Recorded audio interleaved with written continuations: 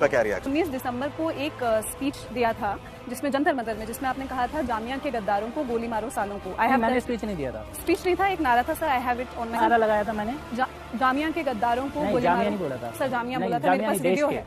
नहीं देश के नारे में देश है। नहीं, सर, मैं तो आपको अभी बोलो, आप अभी चलाइए मेरे को। सर बिल्कुल मैं अगर दिखा सकती हूँ। उसमें जामिया है कि देश है, वो अभी जामिया भी भी चलाते है, हैं। अलीगढ़ भी है सर इसमें। और लोग बोल रहे होंगे, मैं क्या बोल रहा हूँ वो बोलो आप। सर मैं दिखा सकती हूँ आपको जामिया के गद्दारों को। हाँ ये वीडियो है, ठीक है सर। करेक्ट। लोग ये नारे को बहुत ज़्यादा महत्व दे रहे हैं। घृणा के नारे का समर्थन जो भी करे उसे लेकर हमें चिंतित होना चाहिए। कोई भी अगर करे, कोई भी अगर ये कहे कि यह हम तुकबंदी कर रहे थे, है ना, जब हम ऐसे नारे लगा रहे थे, तो यह पूरे भारत के लिए इसलिए चिंता का विषय और भी है क्योंकि ये ऐसे लोग कह रहे हैं जो सरकार चला रहे हैं। इसका मतलब उनको कोई पछतावा नहीं है, बल्कि वो कह रहे हैं कि हम घृणा फैलाएंगे, हम हिंसा करेंगे, हमको इसमें कोई दिक्कत नहीं है।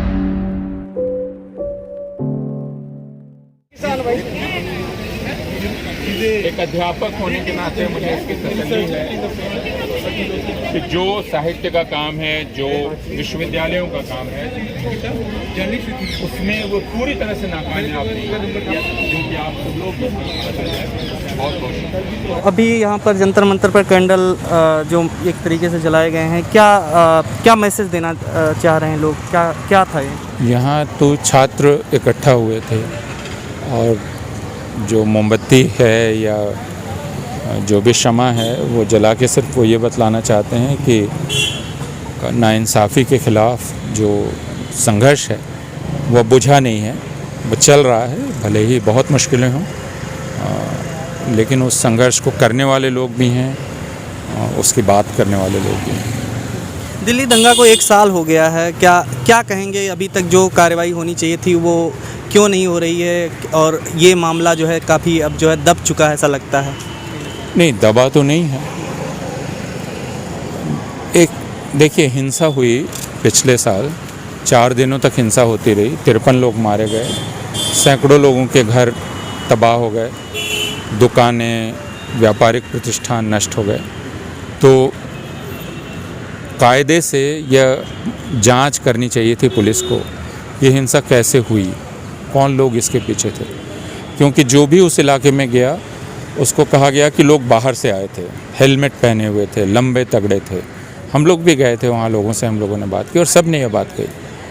तो फिर कौन लोग थे जो बाहर से आए थे, किन्होंने उनको बुलाया था, किन्होंने इकट्ठा किया, किन लोगों ने उतना ट्रॉली भर भर के पत्थर वहाँ पहुँचाए, ये सारी जांच कायदे से पुलिस को करनी चाहिए थी। दुर्भाग्य से वह जांच नहीं हो रही है तो हमें उसका पता नहीं है। ठीक, पुलिस एक उल्टी दिशा में जांच कर रही है। वह कह रही है कि CAA का जो विरोध कर रहे थे उन्होंने ही हिंसा की।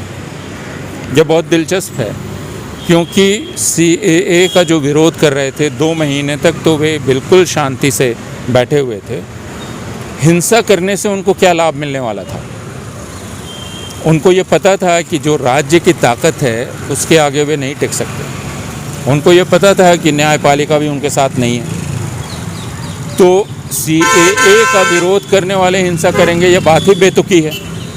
उनसे उनके आंदोलन को कोई लाभ नहीं मिल रहा था।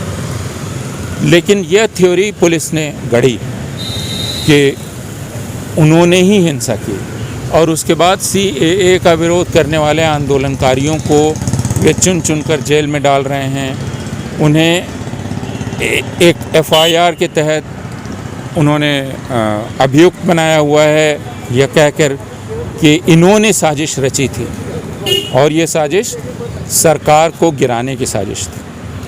अब अगर आप CAA के आंदोलन को याद करें तो उसमें मांग सिर्फ एक थी कि CAA को वापस लो, सरकार इस्तीफ़ा दो, ये मांग नहीं थी। तो इसलिए यह कहना भी गलत है कि यह सरकार विरोधी था, यह कानून के खिलाफ था।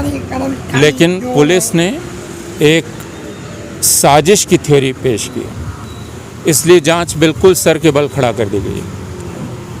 तो जो भी वो कर रही है उस पर खुद उसको विश्वास है ऐसा मैं नहीं मानता। एक कहानी रची जा रही है और लोगों को कहा जा रहा है कि वो उसमें विश्वास करें। ये काफ़ी दुख की बात है भारतवर्ष के लिए, क्योंकि ये हमारे टैक्स का पैसा है जो पुलिस फोर्स को चलाता है, और अगर वह सही दिशा में काम ना करके एक गलत दिशा में काम करने लगे तो ये सारे नागरिकों के लिए चिंता का विषय होना चाहिए।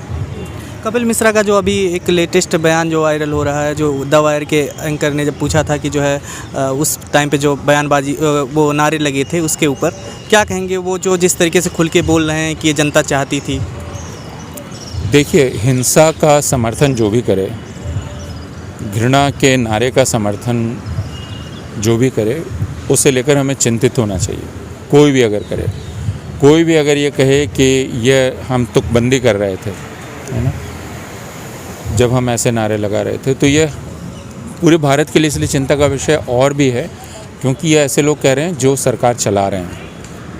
इसका मतलब उनको कोई पछतावा नहीं है, बल्कि वो कह रहे हैं कि हम घृणा फैलाएंगे, हम हिंसा करेंगे, हमको इसमें कोई दिक्कत नहीं है। तो देश की जनता को ये देखना चाहिए।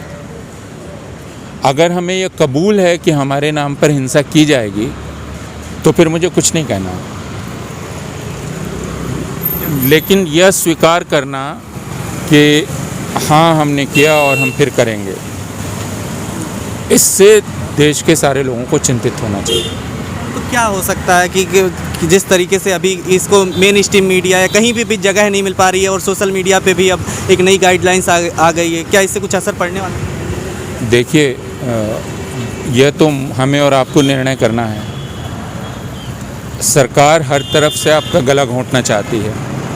हम कैसे ज़िंदा रहेंगे एक नागरिक के तौर पर, एक जनतांत्रिक समाज के तौर पर, इसका उपाय तो हमें और आपको मिल के करना होगा।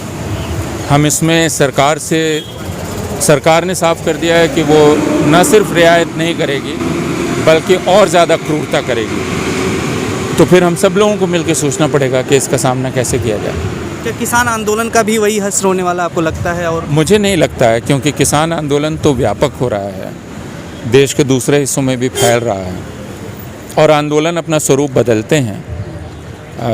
टीकरी, सिंघू और दूसरी जो दिल्ली की सीमाएं हैं जहां लोग बैठे हैं, वहां उनका हौसला पस्त नहीं है। तो जब उनका हौसला पस्त नहीं है तो हम क्यों कहें कि वो ख़त्म हो रहा है? वो टिके हुए हैं किसान, है ना, और वो कह रहे हैं कि वो इस लड़ाई को चलाएंगे क्योंकि उन्होंने उस नाइंसाफ़ी को महसूस किया। तो जब वो उस लड़ाई को चलाने को तैयार हैं तो फिर हम क्यों कहें कि उसका हश्र वही हुआ है? और दूसरे हश्र कौन सा हुआ है? क्योंकि सीए के ख़िलाफ़ जो आंदोलन था वह ख़त्म नहीं हुआ है। महामारी की वजह से लोगों ने आंदोलन स्थगित किया, लेकिन आंदोलन का कारण तो मौजूद ही है ना, सीए। तो इसलिए यह कैसे कहा जा सकता है कि वो फिर नहीं खड़ा होगा? सर, एक सवाल और अंतिम है कि जो सोशल मीडिया या जो OTT प्लेटफॉर्म के लिए जो गाइडलाइंस आई है, इसको आप किस रूप में देखते हैं? मतलब कि जो लोग लिख रहे थे, जो लोग बोल रहे थे, उनके ऊपर? नहीं, देखिए, ये सरकार हर संभव कोशिश कर रही है कि हर तरह से आपको काबू करे, आपकी ज़ुबान बंद कर दे। हर कानून, हर नया निर्देश उसी लिए दिया जा रहा है। तो यह जो सोशल मीडिया को लेकर नया निर्देश है वह भी उसी का एक अंग है, उसी का हिस्सा है। Thank you sir.